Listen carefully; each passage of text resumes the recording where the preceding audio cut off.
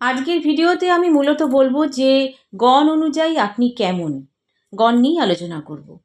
তো যারা এখনও পর্যন্ত আমার চ্যানেলটিকে সাবস্ক্রাইব করেননি তারা অবশ্যই আমার চ্যানেলটিকে সাবস্ক্রাইব করুন আরও অনেক অনেক ভিডিও পাওয়ার জন্য, এবং আমার ভিডিওটিতে লাইক করুন, শেয়ার করুন, অনেক বেশি করে কমেন্ট করুন।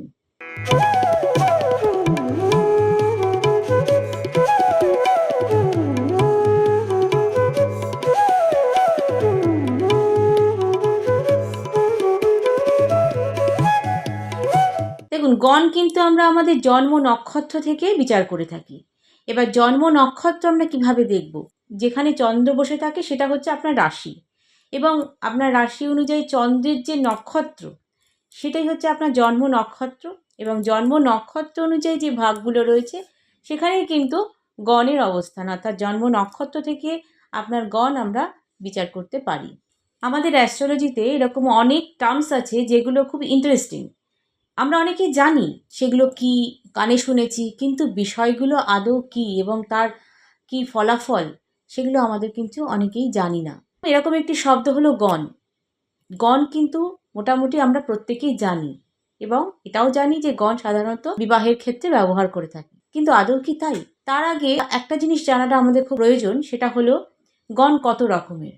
আমরা জানি যে গণ সাধারণত 3 ধরনের হয়: দেবগণ, নরগণ এবং দেবাড়িগণ। এই যে দেবাড়িগণ, দেবাড়ি কথার অর্থটা কিন্তু অনেকেই আমাকে প্রশ্ন করেন যে দেবাড়ি মানেটা কি? আমরা তো জানি রাক্ষসগণ। দেবাড়ি মানেও কিন্তু রাক্ষসগণ। দেবের অরি, অরি মানে শত্রু, সেই অর্থে দেবাড়ি। তো বেসিক্যালি আমরা এই যে 3 ধরনের গণ আমরা দেখে থাকি, শুধুমাত্র কিন্তু আমরা বিবাহের জন্য এই গণ ব্যবহার করি না। বিবাহে ছাড়াও গণ থেকে কিন্তু আমরা ক্যারেক্টার, হ্যাঁ, এবং তার মন মানসিকতা, তার কর্ম, এই সমস্ত দিকগুলোও কিন্তু আমরা দেখে থাকি। তাহলে যখনই আপনি আপনার পাত্র-পাত্রী নির্বাচন করতে যাবেন, তার গণ অনুযায়ী আপনারা কিন্তু সহজেই বুঝতে পারবেন যে সে মানুষটা কেমন হতে পারে, আপনার জীবনের সঙ্গে তার মিলছে কিনা। এটা আপনারা নিজেরাই তখন বুঝতে পারবেন। প্রথমেই বলবো আমি দেবগণ সম্বন্ধে। দেখুন, দেবগণের মানুষরা কিন্তু অনেক বেশি পজিটিভ। তারা কিন্তু যে কোনো পরিস্থিতিতে, যে কোনো জায়গায় নিজেদেরকে খাপ খাইয়ে নিতে জানেন, এবং অনেক বেশি ধার্মিক। দেবতার গুণ থাকবে তার মধ্যে, সেটা তো বাস্তব অর্থেই। তো সেই হিসাবে তারা কিন্তু অনেক বেশি ধার্মিক এবং ধর্মকর্ম নিয়ে থাকতেই ভালোবাসেন। আচার আচরণ এগুলোকে পালন করতে ভালোবাসেন, এবং একটা কী বলবো, একটা সহজ সরল টাইপের মানুষ।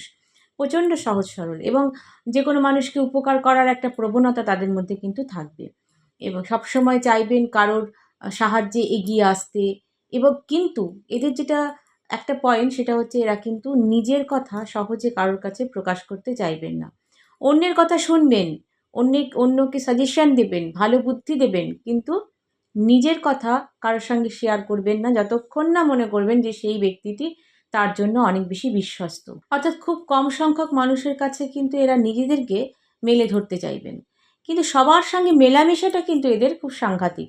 অর্থাৎ এদের সঙ্গে কথা বলতে ভালো লাগবে, ঘন্টার পর ঘন্টা এদের সঙ্গে সময় কাটাতে ভালো লাগবে।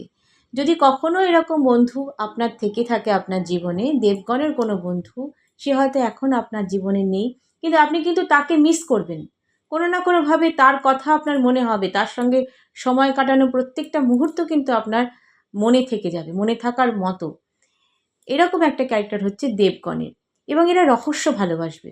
রহস্যজনিত যে কোনো অকাল্ট সায়েন্স থেকে আরম্ভ করে যে কোনো রহস্যজনিত জিনিস নিয়ে এরা কিন্তু পড়াশুনো করতে ভালোবাসবে। লেখাপড়ায় ভালো হবে, লেখাপড়া করতে চাইবে, পড়াশুনো নিয়ে থাকতে ভালোবাসবে। কিন্তু সব দেবগণও কি সমান? নয় কিন্তু। দেবগণের মধ্যেও কিন্তু অনেকে আছেন যাদের মধ্যে দেবাড়িগণেরও অনেক লক্ষণ দেখা যায়, নরগণেরও অনেক লক্ষণ দেখা যায়।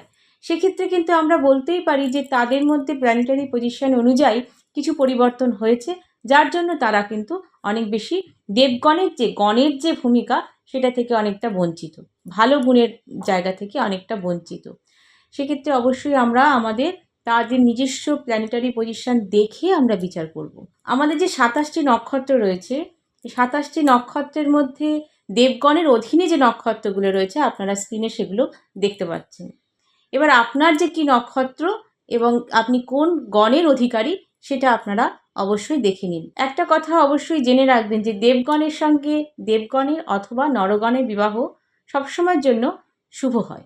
পরের গণ হলো নরগণ। দেখুন, নরগণের মানুষরা কিন্তু অনেক বেশি কনজারভেটিভ, অনেক বেশি বাস্তববাদী। এরা কিন্তু এদের মধ্যে কিন্তু নর এবং দেবতা দু ধরনেরই কিন্তু গুণাগুণ থাকে। কোথাও গিয়ে এরা কোনো মানুষকে বিশ্বাস করবেন প্রচণ্ডভাবে, অনেক সময় অনেক বেশি কথাও শুনবেন কোনো মানুষের, কিন্তু সবসময় কিন্তু তা হবে না। যাদেরকে এরা বিশ্বাস করবেন তাদেরকে কিন্তু তাদের জন্য তারা কিন্তু সব কিছু করে দিতে পারে। নরগণের মানুষরা কিন্তু অনেক বেশি কনজারভেটিভ, অনেক বেশি ট্র্যাডিশনাল, নিজেদের ট্র্যাডিশনকে ধরে রাখতে তারা কিন্তু জানেন। আর একটা জিনিস সবসময় মাথায় রাখবেন, এদের মধ্যে নর এবং দেবতা এই দু ধরনের গুণাগুণই কিন্তু থাকে। এরা ধার্মিকও হন, কিন্তু নিজেদের কর্মকে কিন্তু ভীষণভাবে প্রাধান্য দিয়ে থাকেন। কর্ম অনুযায়ী কাজ করতে ভালোবাসেন। এরা সৎ হন। এরা একটু ভীতু প্রকৃতির, অর্থাৎ তারা কিন্তু ধর্মকে ভয় পাবে, ঈশ্বরকে ভয় পাবে, ঈশ্বরকে নিয়ে চলতে ভালোবাসবেন। এরা কিন্তু অনেক বেশি সহজ সরল হন। এদের সঙ্গে যারা বন্ধুর মতো মিশবেন তাদের প্রতি কিন্তু তারা অনেক বেশি কেয়ারিং, অনেক বেশি বন্ধুবৎসল। এবার দেখুন, নরগণের অধীনে যে নক্ষত্রগুলো রয়েছে সেগুলো আপনারা স্ক্রিনে অলরেডি দেখতে পাচ্ছেন। এই যে নক্ষত্রগুলো নরগণের অধীনে রয়েছে, এবার আপনারাই বিচার করবেন যে আপনাদের নক্ষত্র অনুযায়ী আপনারা কোন গণের অধীনে রয়েছেন, নরগণের না আগে বললাম দেবগণের অধীনে।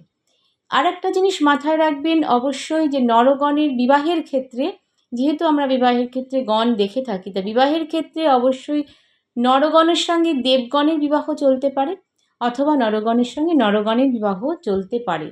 পরের গণ হচ্ছে দেবাড়িগণ, অর্থাৎ রাক্ষসগণ। রাক্ষসগণের মানুষরা কিন্তু অনেক বেশি প্রতিবাদী, অনেক বেশি পরিশ্রমী, অনেক বেশি কর্মঠ হয়। তারা অত্যাধিক সাহসী হয়। যে কোনো কাজ করার মতো, কাজটা করব, আজকে ফেলে রাখবো না, কাজটা করব মানে তক্ষুনি করব, এই যে একটা মনোভাব, এই মনোভাবটা তাদের মধ্যে থাকে। এরা তামসিকভাবে জীবন কাটাতে ভালোবাসে, অর্থাৎ গান বাজনা, আড্ডা, বন্ধু বান্ধব, এই যে একটা জিনিস, এটা কিন্তু তাদের মধ্যে সবসময় থাকে। আড্ডা দিতে ভালোবাসে, কিন্তু তারা একটু ডমিনেটিং। এই রাক্ষসগণের লোকদের মধ্যে একটা সিক্স সেন্স কাজ করে, যার জন্য এদেরকে সহজে কেউ ঠকাতে পারে না।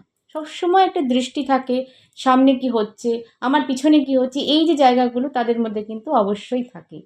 এই যে একটা পাওয়ার, এই পাওয়ারটা তাদের মধ্যে আছে। এই দেবাড়িগণের লোকরা কিন্তু সহজে সন্তুষ্ট হন না, যার জন্য তাদের জীবনে অনেক সময় অনেক রকম প্রবলেম তৈরি হয়। একা থাকতে পছন্দ করেন না, সকলকে নিয়ে চলতে ভালোবাসেন, কিন্তু যা চলবেন তিনি হচ্ছেন লিডার, তার নিচে সবাই। এটা অবশ্যই তাদের মধ্যে এই প্রভাবটা থাকে। যে নক্ষত্র দেবাড়িগণের অধীন আপনারা স্ক্রিনে দেখতে পাচ্ছেন, আপনারা নিজেরাই দেখে অবশ্যই কমেন্ট করবেন যে আপনারা কোন গণের অধিকারী। এবং বিবাহের ক্ষেত্রে যদি বলে থাকি, রাক্ষসগণের বিবাহ সবসময় রাক্ষসগণের ব্যক্তিদের সাথে হলে পরেই সেটা অনেক বেশি শুভ হয়। আর দেখুন, রাক্ষসগণ বলুন, দেবগণ বলুন, আর নরগণ বলুন, যে কোনো গণের মানুষরাই কিন্তু সবসময় যে নরগণের মানুষরা নরগণের মতো ক্যারেক্টার হবে তা কিন্তু নয়। প্রত্যেকটা রাক্ষসগণের মানুষরা রাক্ষসের মতো ক্যারেক্টার হবে না। সবকটা গণের লোকেদের মধ্যে কিন্তু সব রকম গুণই থাকতে পারে। সেক্ষেত্রে আমাদের প্ল্যানেটারি পজিশন অবশ্যই দেখতে হবে। আরেকটা জিনিস অবশ্যই বলবো, রাক্ষসগণের ব্যক্তিরা কিন্তু খাওয়া দাওয়ার ক্ষেত্রে একটুখানি তাড়াতাড়ি খেতে পছন্দ করেন সবসময়ের জন্য। দেবগণের ব্যক্তিরা একটু চুজি হন খাওয়া দাওয়ার ক্ষেত্রে, যে কোনো জিনিস ধীরে সুস্থে সুন্দরভাবে খেতে পছন্দ করেন। নরগণের ক্ষেত্রেও কিন্তু অনেক সময় আমরা দেখি দুরকম মনোভাবই থাকে। তারা হয়তো তাড়াতাড়ি খেয়ে নিল, বা খাবার দাবার যেটা পাচ্ছে, যখন যেটা পাচ্ছে সেটা খেয়ে নিচ্ছে। এই যে অ্যাডজাস্টমেন্ট, এটা নরগণের ক্ষেত্রে অনেক বেশি আমরা দেখতে পারি। আজকের এই ভিডিওটি থেকে আপনাদের কিন্তু গণ সম্বন্ধে মোটামুটি একটা ধারণা জন্মালো। আপনারা কমেন্ট করে জানান আপনারা কোন গণের মানুষ, অর্থাৎ দেবগণ, নরগণ না রাক্ষসগণ। যদি ভিডিওটি ভালো লেগে থাকে তাহলে অবশ্যই ভিডিওটিতে লাইক করুন, এবং চ্যানেলটিতে যারা এখনও পর্যন্ত সাবস্ক্রাইব করেননি তারা অবশ্যই চ্যানেলটি সাবস্ক্রাইব করুন, পাশে থাকা বেল আইকনটি প্রেস করুন। আজকে এই পর্যন্তই, নমস্কার।